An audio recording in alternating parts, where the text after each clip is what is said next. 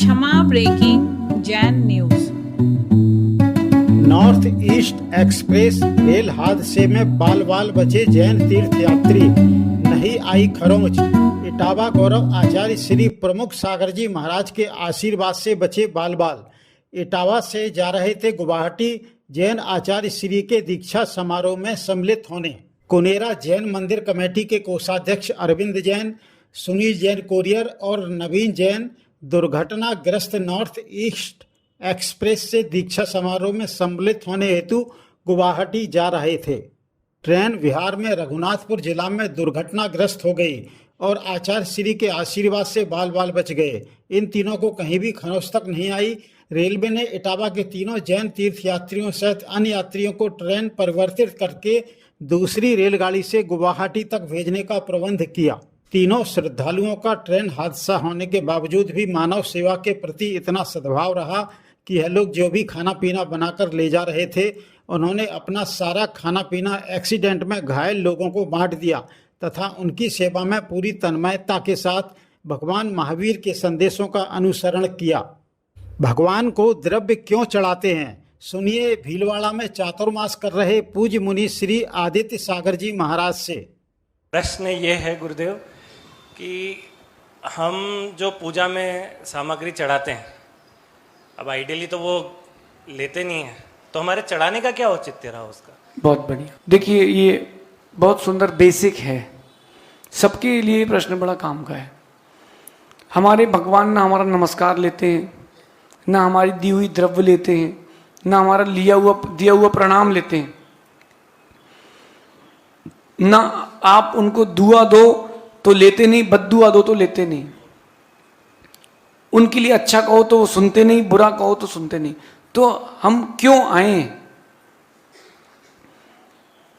न पूज्यार्थस्त्वयि वीतरागे न निंदिया नात विवांत वैरही तथापि ते पुण्य गुण स्मृतिर्न पुनातु चित्तम दुर्तांजनेभ्य।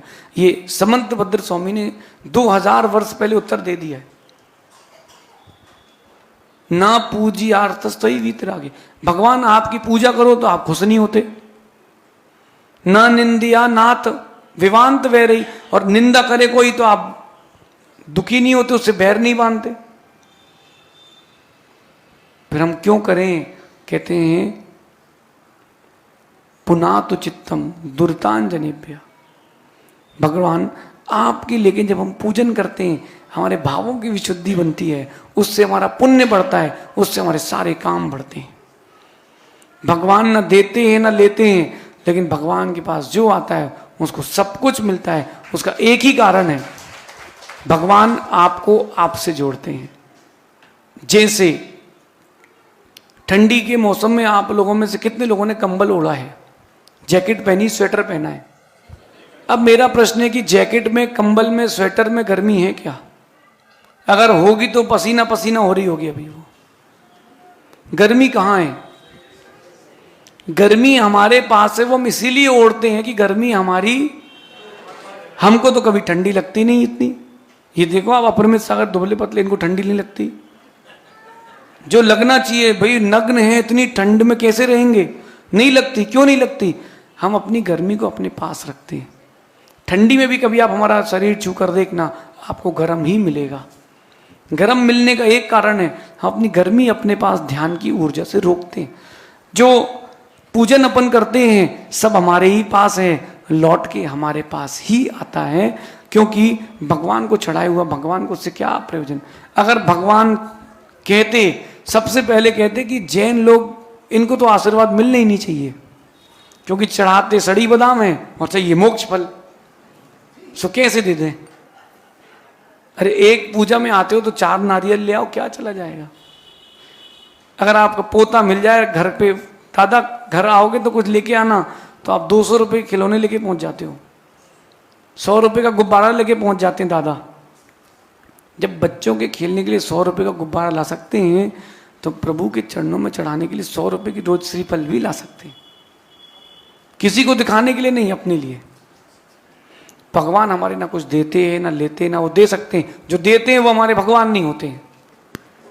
लेकिन भगवान को जब अपन अर्पित करते हैं, लोभ कसाय का त्याग, हमने द्रव्य चढ़ा दी, उतनी हमारे लोभ का त्याग।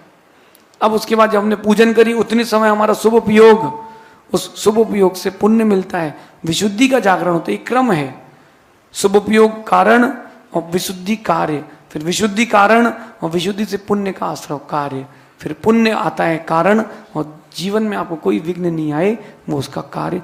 और उसी पूजन का फल भरत चक्रवर्ती को मिला था, उसी पूजन का फल है भरत चक्रवर्ती को मिला था।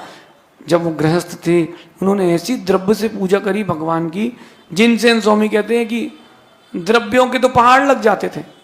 सुपारी से पूजा करी तो इतनी सुपारी चढ़ाई कि वो समा ही नहीं पा रही, इतनी सुपारियों से पूजा कर दी, ऐसे द्रव्य से पूजा करी। और उस द्रव्य का फल ये मिला भरत चक्रवर्ती को, कपड़े उतार कर रखे, क्योंकि कर्मों की बेड़ियां कमजोर कर चुके थे।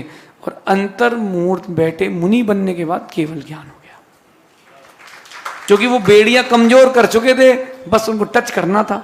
जैसे आप लोगों ने बचपन में अगर खेला, वो माचिस का खेल था, कैसेट लगाते थे, ताश के पत्ते जोड़ते थे, एक के ऊपर एक के ऊपर एक के ऊपर एक को ऐसा टच करते थे और पूरी वो धड़ धड़ धड़ धड़ धड़ धड़ गिरती थी। ऐसे ही उन्होंने जैसे अंतर्मुहूर्त में बैठ के ध्यान लगाया, कर्मों की बेड़ियां तो कमजोर थी, चट चट टूटती गई, केवल ज्ञान हो गया। इसलिए जितनी अच्छी तरफ से पूजा करेंगे उतनी जल्दी आपको मिलेगा। भगवान कुछ नहीं देंगे, हम अपनी गर्मी से ठंडी मिटाते हैं, हम अपनी ही बुद्धि से अपने ही पुण्य से मोक्ष को जाते हैं। भगवान निमित्त हैं। अब जो स्टार्टअप होता है विशुद्धि का, वो कहाँ से होता है? भगवान के निमित्त से। इसलिए भगवान हमारे लिए निमित्त हैं, वो भी आवश्यक है, ऐसा समझ।